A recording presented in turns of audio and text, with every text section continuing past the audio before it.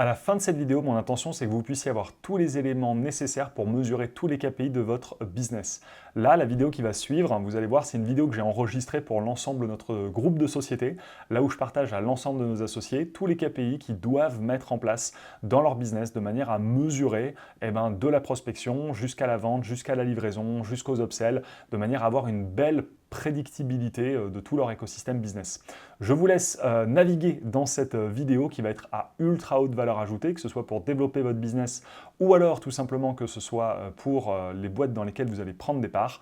Et donc, je vous laisse apprécier cette vidéo. Alors bonjour à tous, je fais cette vidéo dans le cadre de notre développement du groupe M2J pour vous donner un petit peu plus d'éléments sur les KPI à pouvoir mesurer dans une entreprise.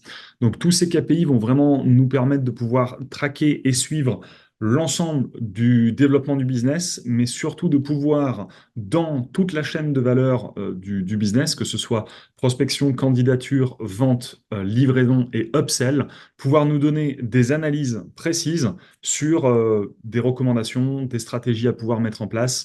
Donc voilà, donc je vais vous partager le document. L'intention, c'est que ce que je vous partage là, c'est qu'il faut les mettre en place dans l'ensemble de nos sociétés, que ce soit autant pour MLX Media que Polisson, que Bogs, que Mae, etc.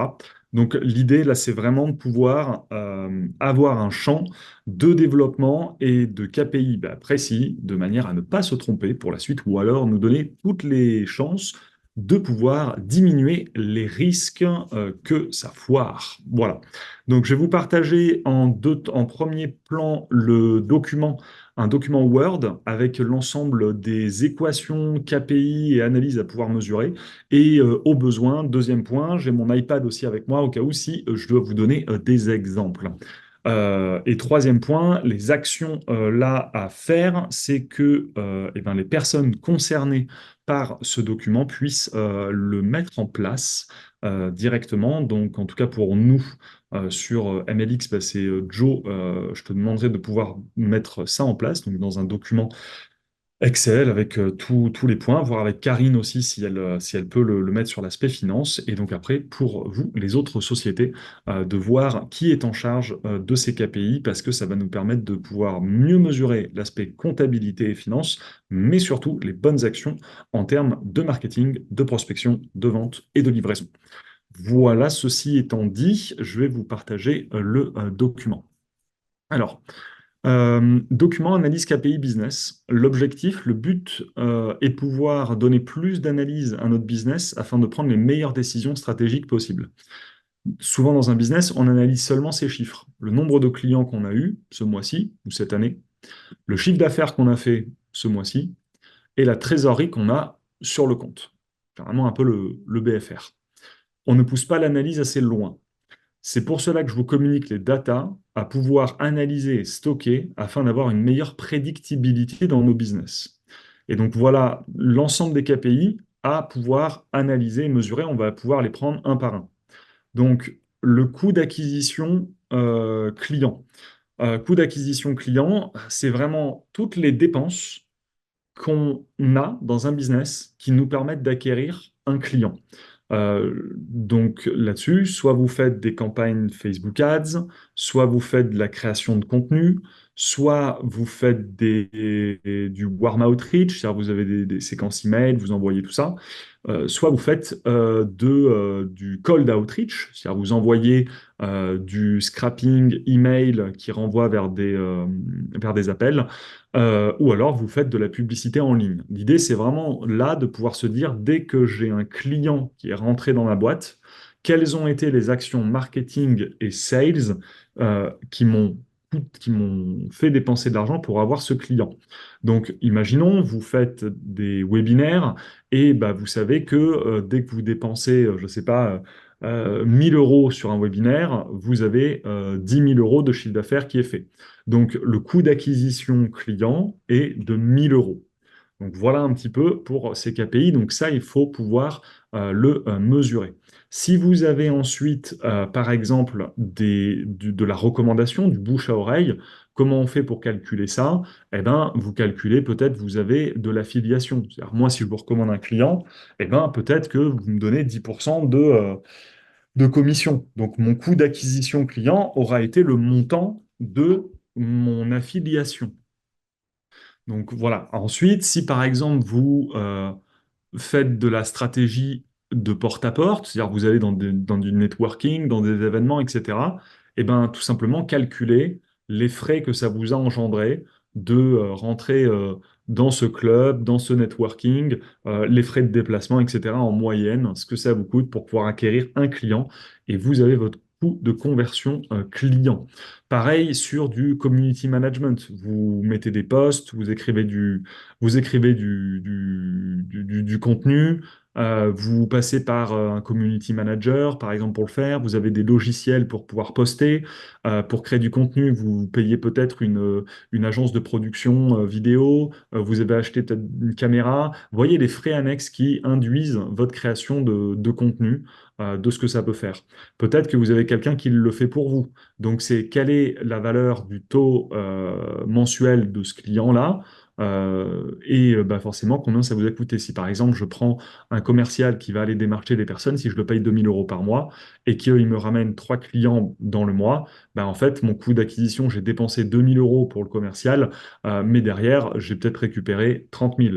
Et donc ça vous donne votre coût d'acquisition client. Donc là, vraiment essayez de pouvoir voir vous par rapport à vos systèmes d'acquisition, quels sont les coûts liés et voir combien ça vous coûte d'avoir un client. Beaucoup de gens ne savent pas combien réellement ça leur coûte d'avoir un client. C'est bien de pouvoir faire ça et de pouvoir le mesurer, d'avoir une vraie prédictibilité. Ça, c'était pour le premier point. Le deuxième point, c'est la valeur à vie nette, ce qu'on peut aussi appeler en anglais Lifetime Value Gross Profit. Donc LTGP. Donc il y a LTV et donc c'est LTGP. Donc Lifetime Gross Profit. Et donc moi, j'appelais ça valeur à vie nette d'un client. Donc ça, qu'est-ce que c'est? C'est les revenus totaux générés sur toute la vie du client, moins les coûts de livraison total. Par exemple, je vous donne un exemple, si je vends euh, un accompagnement sur l'année, je prends l'exemple des d'Equity Mastermind par exemple, eh ben, les revenus totaux générés sur toute la vie de mon client, bah, ça, il faut que je puisse le calculer avec une autre valeur à vie que j'ai d'un client qui va être sur le taux moyen de renouvellement. C'est-à-dire, bah, finalement, sur les gens que je rentre au bout d'un an de ma prestation, bah, en moyenne, combien renouvellent?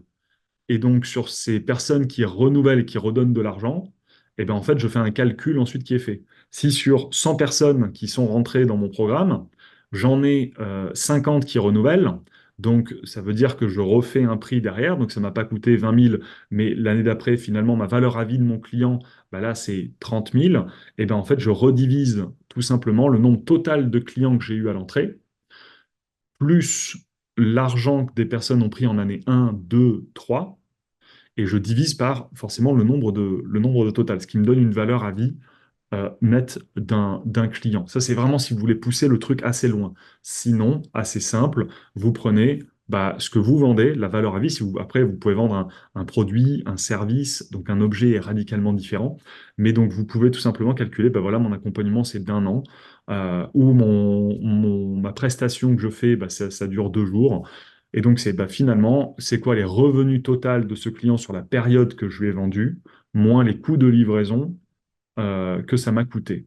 Donc c'est ça la valeur à vie nette d'un client. C'est ce que le client me rapporte, moins son coût d'acquisition, moins son coût de livraison. Donc il y aurait même valeur à vie d'un client, revenu total généré sur toute la vie du client pendant la prestation.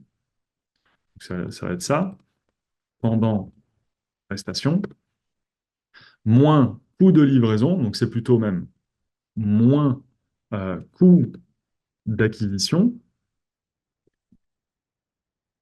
moins coût de delivery. Et ça, vous avez vraiment une vraie valeur à vie nette d'une personne. Je prends l'exemple pour Polisson. Bah, je vends pour 10 000 € de prestations audiovisuelles. Donc, le client me génère 10 000 € pendant la presta. Mon coût d'acquisition client, peut-être qu'on m'a fait une reco et que je dois 10% de commission. Donc finalement, si 10 000 euros, je donne 1 000 euros, et mon coût de livraison, peut-être que pour faire ma prestation avec mes freelances, avec ce que ça va me coûter, sur mes 10 000 moins 1 000 moins 5 000, par exemple, il me reste 4 000. Et 4 000, ce sera ma valeur du client pendant ma prestation. Ensuite, il faudra sur 4 000 que je puisse aller voir le taux de renouvellement. C'est-à-dire le client qui m'achète ma presta à 10 000, est-ce que dans l'année, il va me racheter peut-être d'autres prestations? Donc c'est en moyenne combien j'ai de prestations et donc quelle est cette valeur de prestation que j'inclus dans la valeur à vie nette de mon client. Voilà, j'espère que c'est compréhensible en tout cas sur ça. Je vais peut-être sinon vous faire un exemple là avec l'iPad. Hop. Euh, Normalement, vous voyez l'écran. Voilà. Donc donc je mets la boîte polisson. Donc là, j'ai un client. Et donc ce client-là, en gros, je lui facture une prestation à 10K, mais ce client-là, avant de venir, en fait, il m'aura coûté moins en pourcentage de commission que je donne au vendeur, moins donc derrière ça c'est mon coût d'acquisition, moins mon coût de delivery. Donc c'est coût de delivery. Et mon coût de delivery, ici j'ai 10%, donc c'est X%, donc on va mettre plutôt hop, 10%. Donc ici, ça me fait 1 000 euros. Et mon coût de delivery est peut-être de 4 000 euros. Et donc, je vois qu'ici, le total, c'est 5K que je reporte ensuite ici. Donc, ce qui me fait que ça me passe de 10K moins 5K est égal 5K. Et donc, ça, c'est ma valeur du client que j'ai. Sur ce chiffre-là, qui est ma valeur nette du client, il faut ensuite que je lui rajoute ici, et ça on va le voir après, il faut que je lui rajoute donc ce qu'on appelle lifetime gross profit. Donc c'est vraiment le taux, ce qu'on peut appeler ici le taux de renouvellement. Et donc peut-être que ce client-là, qui m'a pris une presta de 10 000, peut-être que dans l'année, en moyenne, ce client-là me prend 3 prestations. Et qu'en fait, il me prend 3 prestations où la première, c'est 10K, l'autre, c'est peut-être... Donc, voilà, je fais ça. L'autre, hop, attendez, j'enlève. L'autre, c'est peut-être 5K et l'autre, c'est peut-être 2K. Et donc, en fait, ma valeur à vie, c'est ici 17 000 euros que j'ai. Hop, moi j'ai ça. Hop. C'est 17 000 euros. Mais c'est la même chose. Il faut que à ces 17 000-là, je puisse noter et notifier mes 2 points. Ah, zut. Hop, allez, que je puisse aller notifier mon coût d'acquisition et mon coût de delivery. Ce qui fait que voilà, ça va ensuite me redonner ici égal un chiffre. Et ce qui va me redonner ma valeur à vie nette d'un client. Et donc c'est ça qu'il faut pouvoir calculer. C'est finalement un client, sur une presta globale, combien il vous rapporte moins ça, et derrière en moyenne, combien de fois il vous reprend des prestations. Et donc ça, c'est important de pouvoir le calculer et pouvoir le mettre en place. Donc ça, c'était sur le point. Je vais vous montrer, hop, je partage l'écran, valeur à vie nette d'un client. Ensuite, c'est le troisième point, la valeur moyenne d'un client. Et donc, la valeur moyenne d'un client, c'est quoi? C'est le total des sommes générées sur les clients divisé par le nombre de clients. Et donc, la valeur moyenne d'un client, donc je vous refais mon petit, je refais mon petit schéma. Hop, tac. Donc, valeur, hop, on va se mettre là. On va m'envoyer mon écran. OK. Donc là, c'est valeur moyenne d'un client, bah, en fait, dans ma valeur moyenne d'un client, je vais avoir un client 1, 2, 3 et 4. Bah, ici, tac, tac, tac. Je vais avoir le premier qui va, la valeur moyenne d'un client. Bah, je vais en avoir un qui va me rapporter en moyenne sur toute sa... donc là, l'idée, ici, la valeur moyenne d'un client, c'est de prendre, donc je vais plutôt l'écrire, plutôt c'est prendre tous vos clients qui ont payé, euh, et donc prendre tous les clients qui ont payé. euh, donc c'est ici, vous allez avoir un montant, et donc le diviser par le nombre de clients. Et donc c'est finalement montant total client sur nombre de clients. Et donc ici, bah, vous allez sûrement avoir, euh, lui c'est 30K, lui c'est 15K, lui c'est 5K, lui c'est 8K.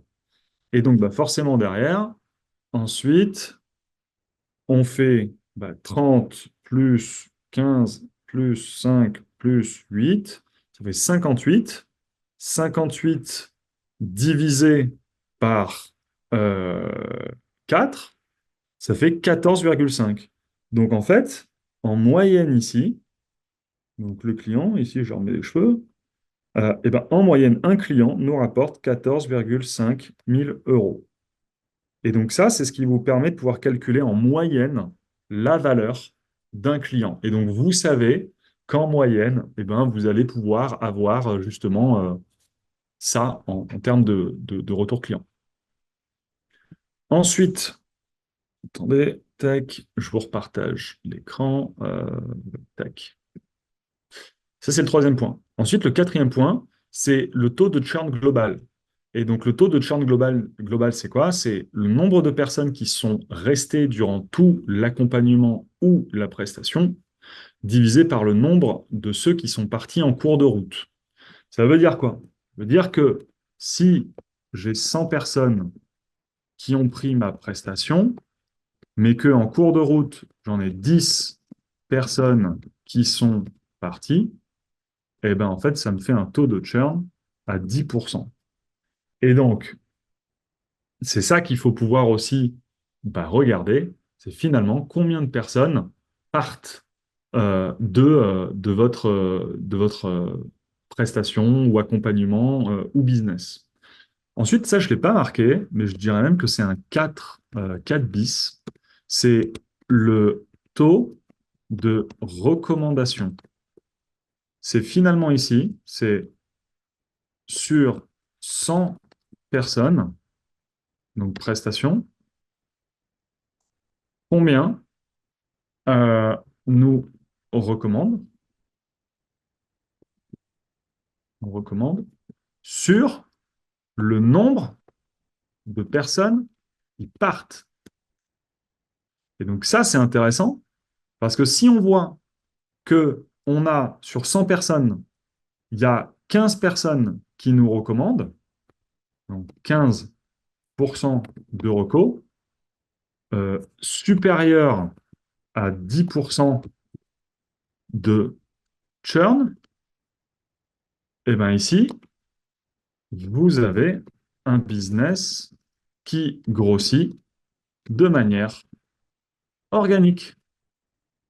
C'est ça qui est intéressant. C'est-à-dire qu'en fait, beaucoup de personnes qui n'ont pas forcément de recommandations, il y en a, ils ont zéro de recommandation, il y en a, ils ont un. En fait, si vous avez 1, 2, 3% de recommandations sur le nombre de personnes qui sortent de votre business, eh ben en fait, c'est normal que le business ne peut pas grossir sans force marketing ni sans force de vente. Par contre, si vous avez un business qui, dès que vous rentrez des personnes, sur 100 personnes rentrées, sur 100 personnes, il y a 15 nouvelles personnes qui rentrent parce que vous avez de la reco, et qu'il y en a 10 qui sortent, vous en avez toujours 5 de plus. Donc ça fait ici plutôt égal 5% net de taux réel de growth, on appelle growth scaling. Et donc ça, c'est incroyable parce que bah, vous pouvez avoir, ça marche aussi dans les modèles SaaS, ça marche dans les business de tradi, corpo, etc. Ça, c'est intéressant parce que ça vous permet de pouvoir se dire, en fait, mon business, il grandit de manière organique. Donc après, on peut se poser des questions, se dire, putain, mais en fait, mon taux de recommandation, il est de 0, enfin, il est de 2, et mon taux de churn, il est de 8. Ok, ben, comment je peux faire pour faire l'inverse? Ou alors, comment je peux faire pour avoir un taux de churn de 8, mais peut-être un taux à 16% de recommandation? Et pour avoir un business qui double, parce que là, ici, vous avez un business qui double. C'est ça qui est ouf qu'il faut comprendre. Enfin, là, il double pas, parce que sinon, s'il doublait, ça aurait été 20%. Si 20% de reco et 10% de churn, vous avez un business qui double à l'année. Chaque année, ça double. Donc, sans rien faire. Donc, voilà un petit peu pour ça, pour comprendre le taux de churn global. C'est le nombre de personnes qui sont restées. Bon, alors, il y a plein de fautes, hein, mais on s'en fout. Qui sont restées pendant tout l'accompagnement sur le nombre de ceux qui sont partis. Et donc là, je voulais calculer 100% des personnes prestations divisé par le nombre, 10% de taux de churn. Mais je vous ai mis un autre truc de calcul, c'est le taux de recommandation. Et donc ici, forcément, hop, tac, je surligne, tac, ici, sur le taux de recommandation. Euh, donc voilà, comme ça, au moins comme ça, vous l'avez. Voilà, ça vous fait des explications. Avec le taux de recommandation et taux global. Ensuite, il y a le timing de churn global. C'est-à-dire sur l'ensemble des clients en moyenne, quel est le temps où ils restent? Prends un exemple. Si mon accompagnement, c'est d'un an, et que j'ai un taux de churn à 10%, quand est-ce qu'intervient mon taux de churn? Est-ce que mon taux de churn intervient au bout d'un mois, 2 mois, 3 mois, 6 mois, 8 mois, 9 mois? Quand est-ce qu'il intervient mon taux de churn? Et ça, c'est justement une règle où il faut pouvoir le calculer. Parce que si vous avez un taux de churn dans les 30 premiers jours, bah, vous allez plutôt avoir moins de cash qui rentre. Alors que si vous avez un taux de churn à 6 mois, vous avez accumulé davantage de valeur client, etc. Donc ça, c'est aussi à calculer. Le timing de churn global. J'ai 10% de taux de churn de personnes qui partent, mais ils partent au bout de combien de temps? Ou ils arrêtent la prestation au bout de combien de temps? Ou ils me rendent mon matériel à partir de combien de temps? Ça, il faut pouvoir aussi le calculer. Et donc ici, possibilité de découper cela, car ceux qui payent en plusieurs fois et ceux qui payent en one shot. Donc si vous avez forcément un produit de personnes qui payent one shot, eh ben forcément, il n'y aura pas de problème derrière de taux de churn, parce que après, il faut voir ça, c'est vrai, je ne les ai pas mis, c'est le taux de pourcentage de remboursement qu'il peut y avoir aussi à pouvoir calculer aussi après. Mais voilà, ça rentre plus dans autre chose. Mais là, c'est taux de churn global. J'ai un taux de churn de 10%, mais il intervient quand dans la vie de mon client, ce taux de churn. Voilà, ça, c'est important de pouvoir le notifier. Et donc, ici, je mettrai peut-être aussi 5 bis, ici. Et donc, ici, je mettrai taux de remboursement. Et donc, ici, c'est en moyenne euh, combien de personnes me demandent un remboursement sur le nombre de personnes, euh, sur le nombre de clients plutôt. Et l'autre variable qu'on pourrait caler, donc c'est aussi une question de timing, et c'est quand intervient la demande de remboursement. Et donc ça, c'est timing to remboursement. Timing to remboursement. Quand intervient la demande de remboursement dans la vie du client pendant la prestation. Et donc ça, c'est important de pouvoir aussi le mesurer. Donc, taux de churn, taux de remboursement et timing to remboursement. Ça, c'est intéressant de pouvoir aussi le mesurer. C'est-à-dire qu'en fait, j'ai sur mon taux de churn, j'ai 10%, si on reprend le business ici, j'ai 10% des personnes qui sont parties. Donc sur 100 personnes, j'en ai 10 qui partent, donc j'ai 10% de taux de churn. Mais sur ce taux de churn, ensuite, j'ai combien de taux de remboursement? Et donc sur les 10 personnes qui sont parties, en moyenne, j'ai 4 personnes qui me demandent un remboursement. Donc j'ai 40% de taux de remboursement sur mon churn. Et ensuite, c'est le timing demandé. C'est-à-dire, quand est-ce que les personnes me le demandent? dans la vie de mon client? Est-ce que ça intervient à 1 mois, 2 mois, 3 mois, 4 mois, 6 mois? Et donc, ça va induire aussi votre taux de churn. Quand est-ce que arrive le timing to churn global?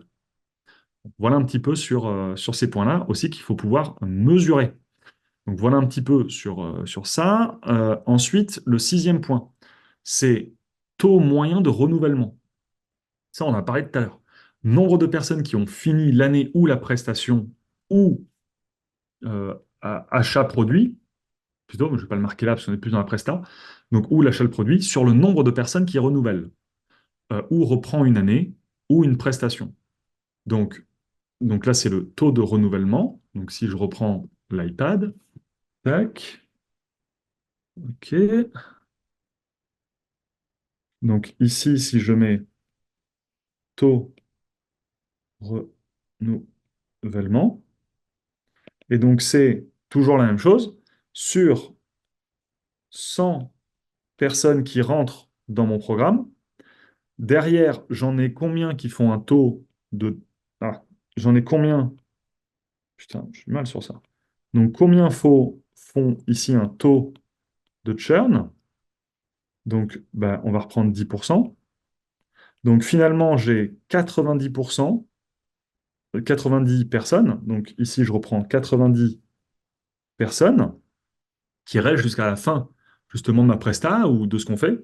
Et donc ensuite, sur ces 90%, ici, donc je vais voir c'est combien renouvellent. Désolé, j'écris mal, mais vous avez compris. Combien renouvellent. Et là, on va prendre, par exemple, on va prendre sur 90, on va prendre 30 personnes. Donc, j'ai 30 personnes qui renouvellent. Donc, vous l'avez compris, ça me fait forcément en dessous, ici, 30%. Ne me trompe pas, parce que sinon je vais passer pour un guignol. 90 fois 0,3. Ah non, je vais passer pour un guignol. 90 fois 0,30%, 27. Donc, vous avez compris, je pars plutôt sur 27 personnes. Donc, j'ai 27 personnes qui renouvellent. Euh, donc, pardon, là c'est plus. Tac. Donc ici, j'ai forcément 30% de renouvellement. Et donc, c'est ça qui est intéressant. J'ai 30% de renouvellement. Et donc, si j'ai une valeur à vie ici d'un client sur mes 90 qui est de 10 000 euros, en fait, sur ceux qui ont fini l'année et donc qui ensuite vont renouveler, donc j'ai 10 000 euros, je vais me rajouter 30%. Donc j'ai 27 personnes. Donc c'est 10K fois 27 si je renouvelle, si j'ai une prestation. Et donc ça va re-rentrer. Donc c'est pareil, 27 fois 10, ça fait 270K égale 270K que je re-rajoute forcément à ma valeur à vie ici de clients-là et forcément de clients-là. Après, vous pouvez mettre la valeur à vie de clients qui ont fini la prestation, donc sans le taux de churn, ou vous prenez une valeur à vie d'un client global. Moi, je serais plus d'avis de prendre la valeur à vie d'un client global sans le taux de churn, parce qu'après, vous pouvez très bien faire moins 10% si vous avez un taux de churn, etc. Et donc ça, vous pouvez ensuite le recalculer pour pouvoir ensuite prendre les bonnes décisions, c'est-à-dire, non, OK, un client, et donc disons que ce client, par exemple, les 90 qui nous ont coûté 10 000 euros, enfin qui nous ont rapporté 10 000 euros, imaginez en fait qu'il nous coûte, donc ici, il nous coûte, ce client, 8K, et bien on n'aura que égal 2K net. Mais comme on a 270 000 euros de personnes qui remontent, là-dessus, faut refaire 270, 1, 2, 3, divisé par 90, ça fait 3000. Donc en fait, en incluant ces taux de renouvellement-là, euh, ici, ah putain, ici, là, on re-rajoute plus 3K de valeur nette client derrière. Enfin, c'est pas de valeur nette, c'est plutôt de CA. Ensuite, après, il faudrait plus l'enlever. Donc oui, en fait, il faudrait peut-être plus enlever parce que ça, c'est le chiffre d'affaires. Et donc, en fait, peut-être vous passez pas à 3K en plus, mais c'est par client 3 000 euros en plus de valeur pas nette client, mais plutôt de valeur client et derrière de valeur. Et ensuite, forcément, derrière, après, vous allez peut-être avoir sur ces 3 000 euros ben ensuite c'est égal, donc c'est plutôt, hop, sur ces 3000, vous faites moins coût de delivery, et égal, vous allez peut-être avoir 500 euros en plus. Donc en fait, la valeur à vie d'un client, ici, vous la repassez là, et donc vous serez à 2,5K. Bon, vous avez compris l'idée un petit peu, j'essaye de l'argumenter et pas de me perdre un peu dans les chiffres, mais il faut pouvoir avoir quelque chose qui soit vraiment cohérent pour vous sur ça. Il faut pouvoir le noter. Ensuite, je repartage. Taux de renouvellement, on l'a vu ici, on peut faire la différence entre ceux qui payent en une fois, bien sûr, et ceux qui payent en plusieurs fois. Ensuite, c'est le timing de renouvellement. Quelle est la durée moyenne entre ceux qui ont fini la prestation et le moment où ils renouvellent? Ça, c'est intéressant. C'est-à-dire sur l'exemple que je vais te donner avant, sur mes 90 personnes qui rentrent, qui finissent l'année, donc j'ai 30% de taux de renouvellement, mais sur ces 30% de taux de renouvellement, c'est quoi mon timing to renouvellement? C'est-à-dire finalement, c'est quoi la vitesse à laquelle, ensuite, donc payback, à laquelle ils vont me payer, donc re-rentrer. S'il faut, j'ai des clients qui vont me dire, OK, bah, je renouvelle, mais je viens dans 6 mois. Ou alors, je renouvelle, mais pas maintenant. Donc, c'est vraiment timing to renouvellement aussi, qui peut être mis en compte. C'est pas les plus fous à regarder, mais c'est intéressant quand même de regarder ça. Ensuite, enfin, primordial, je dirais, c'est le payback. C'est à quelle vitesse nous sommes payés une fois que nous avons acquis le client. Et c'est ça qui est vraiment, vraiment primordial. Et donc, il y a deux notions, payback et payfront. Et donc, c'est à quelle vitesse nous sommes payés une fois qu'on a acquis le client et à quelle vitesse nous devons payer les équipes une fois le client a acquéri.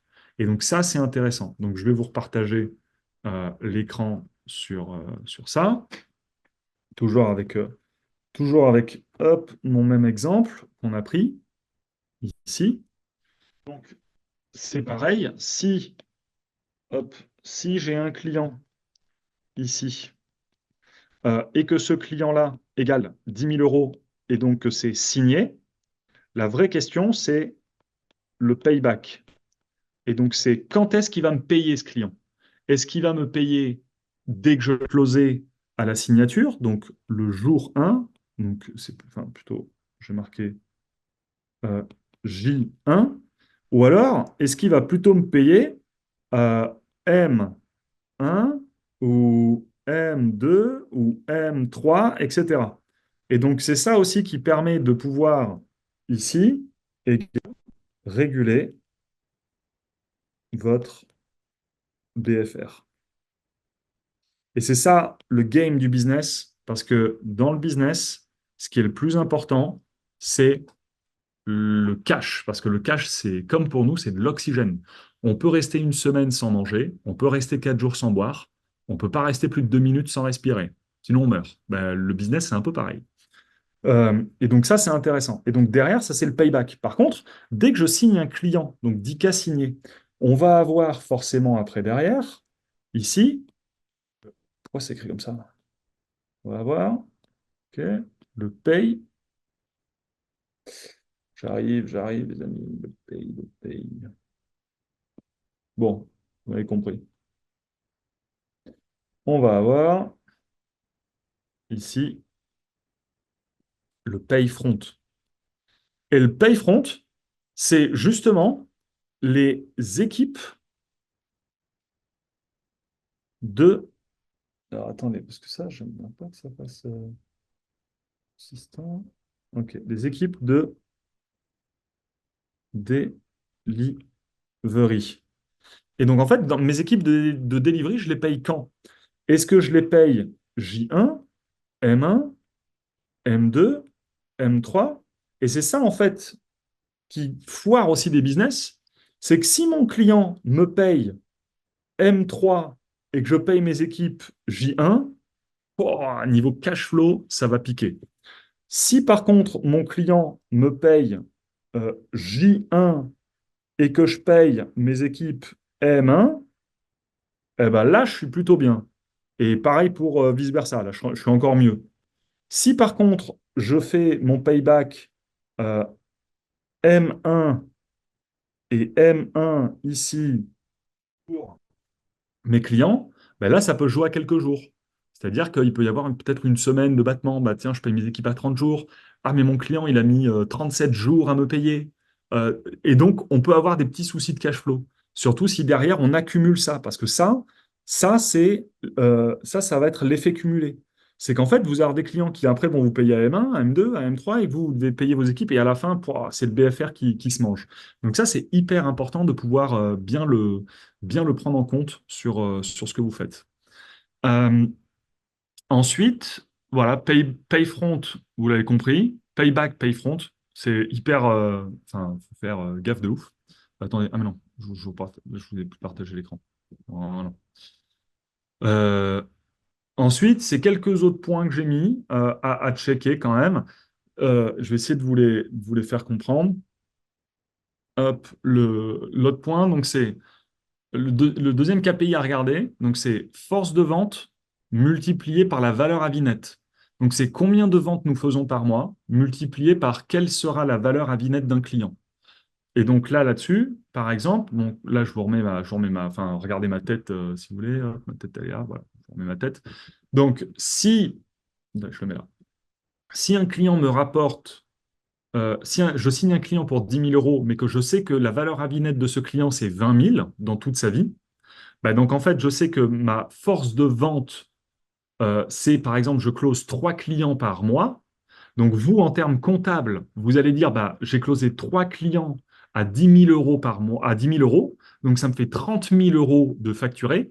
Mais sur un point de vue plus long terme de business, c'est j'ai facturé 3 clients à 10 000 euros qui auront une valeur à vie moyenne de 20.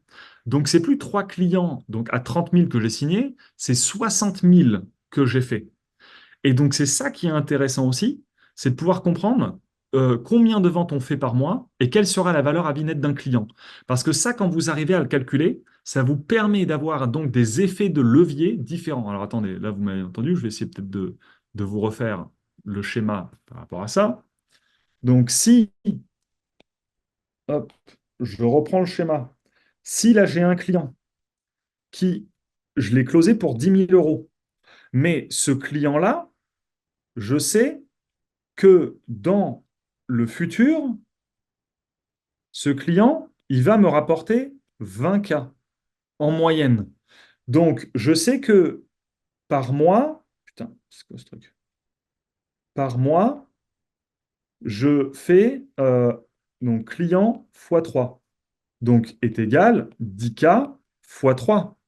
Mais si on regarde, donc ça c'est le présent, mais si on regarde le futur, eh bien en fait, j'ai un client fois 3 est égal à 20K fois 3. Mais en one shot, donc c'est ici court terme égale 30, long terme égale 30. Et ça fait 60. Et ça vous permet quand même, quand vous avez des investisseurs, quand vous pitchez votre business à des invests ou etc., ou que vous expliquez ça à vos équipes, ou que vous prenez des choix en termes de stratégie, de marketing, de vente, etc., vous savez donc qu'un client, et donc après, il faut calculer la moyenne à vie, c'est-à-dire que c'est votre taux de renouvellement, il faut calculer les autres datas que je vous ai données après. Mais c'est là où vous regardez, finalement, que un client va me rapporter son double, donc, dans le marketing, je peux être OK de diminuer ma marge parce que je sais que je vais la récupérer plus tard dans la valeur à vie. Et donc, dans le marketing, il y a une phrase, c'est que celui qui est prêt à acheter un prospect ou un client plus cher gagne. Parce que c'est celui qui sait mesurer sa valeur à vie plus tard d'un client et de pouvoir ensuite déduire les bonnes stratégies et les bonnes mises en place pour ça. Donc, voilà un petit peu pour ça. Je vais vous repartager l'écran. Hop. Voilà. Ensuite, c'est l'autre point, force de vente, donc celle-ci, fois le churn. Et donc là-dessus, assez simple, c'est, en fait, je sais que j'ai 10% de taux de churn, donc sur mes 3 clients, par exemple, ou on va peut-être plus prendre, j'ai 3 clients fois 10% de taux de churn. Bon, c'est pas représentatif puisque ça fait 0,3 humain, mais vous allez comprendre, je close 10 personnes derrière qui ont une valeur à vie de 10 000 euros. Donc j'ai 10 000 fois 10, 100 000. Et derrière, mon taux de churn, fois le taux de churn, ça va être 10%. Et donc, je vais perdre 10% de cette valeur-là. Et donc, fois 0,10.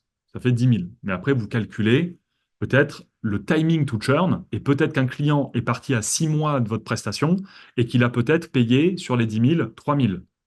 Et donc, en fait, là, vous mesurez sur le taux de perte que vous pouvez éventuellement avoir. C'est pour ça qu'il y a des business, je le remets en gros, il y a des business où on sait que certains clients peuvent ne pas finir une prestation ou ne peuvent pas forcément payer une prestation totale, mais peuvent en payer qu'une partie. Mais on sait que sur cette partie-là, vous allez pouvoir être rentable aussi. Et donc ça se calcule par rapport à ce que vous pouvez faire. Et donc, vous ajustez vos choix en termes de marketing, en termes de delivery, en termes de proposition, etc.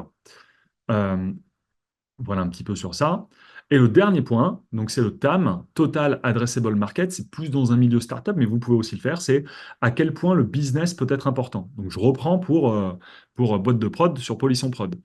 Notre nombre de ventes potentielles fois la valeur à vie nette d'un client. Donc si je reprends, donc je suis Polisson Prod sur la Côte d'Azur, et donc derrière, je vends de la prestation vidéo qui sont mes clients. Finalement, mes clients, c'est toutes les entreprises, j'invente, qui ont plus de 10 salariés. Donc je regarde sur toute la Côte d'Azur, qui sont sur la région PACA, qui sont les entreprises avec plus de 10 salariés, et ça c'est mon marché, mon potentiel de marché adressable fois ma valeur à vie nette d'un client. Donc je me dis, en fait, il y a 100 000 entreprises qui correspondent à ça sur la région PACA, 100 000, fois ma valeur à vie nette d'un client que j'ai pu mesurer, c'est 20 000, donc ma prestation, je la vends 10 000, mais j'ai pu mesurer que ma valeur à vie nette d'un client, c'est 10 000 en plus, donc ça me fait 20 000, ou ça sera beaucoup le double, donc on va dire plutôt, sur quelqu'un qui rentre 10 000, il rentre à 13 000, il fait 3 000 euros en plus de valeur nette, donc 100 000 fois 13 000 égale, hop, là on est plus en, on est à 1,3 milliard de chiffre d'affaires potentiel. C'est-à-dire que, mais ça ne veut pas dire qu'on va faire un milliard.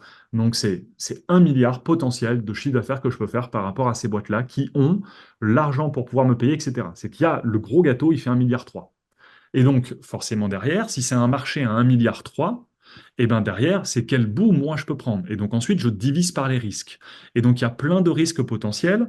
Des risques, pour vous les donner, ça peut être un marché qui s'écrase, ça peut être des compétiteurs, donc des concurrents qui reviennent sur le marché, ça peut être derrière un rétro-feedback mauvais de l'offre qu'on propose qui fait qu'on diminue les risques. Ça, c'est le truc le plus intangible pour pouvoir le mesurer. C'est pour ça que souvent les gens prennent un pourcentage et disent sur ces 1 milliard, je prends 0,0001% et ça me fait 2 millions d'euros de chiffre d'affaires, par exemple. Et donc, ça me fait voilà, ma taille de marché potentielle. Voilà un petit peu sur ce que je voulais vous partager. Donc là, j'ai mis les suggestions. Donc, il faudrait qu'il y ait une personne dédiée pour récolter ces informations dans vos écosystèmes. Les relances paiement peuvent être strictes. Donc, soit vous mettez un service de recouvrement pour les notions de payback ici, et une notion un peu stricte pour le payfront. C'est-à-dire, écoute, tant que mon client n'a pas payé, je ne te paye pas. Bon, plus difficile à dire pour des salariés, plus compréhensible pour des freelances.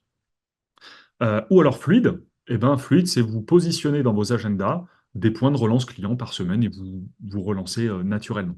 Donc voilà un petit peu pour cet exposé sur les datas, sur les KPI à mesurer dans votre boîte pour pouvoir prendre les bonnes décisions et pouvoir véritablement conduire de bonnes stratégies de business dans vos acquisitions, dans vos boîtes, etc., etc. J'espère que cette vidéo a été à valeur ajoutée pour vous. N'hésitez pas à pouvoir télécharger directement le PDF de la vidéo sous la vidéo directement pour pouvoir l'utiliser ou le transmettre à l'ensemble de vos équipes. Et on se retrouve dans une prochaine vidéo. À plus tard.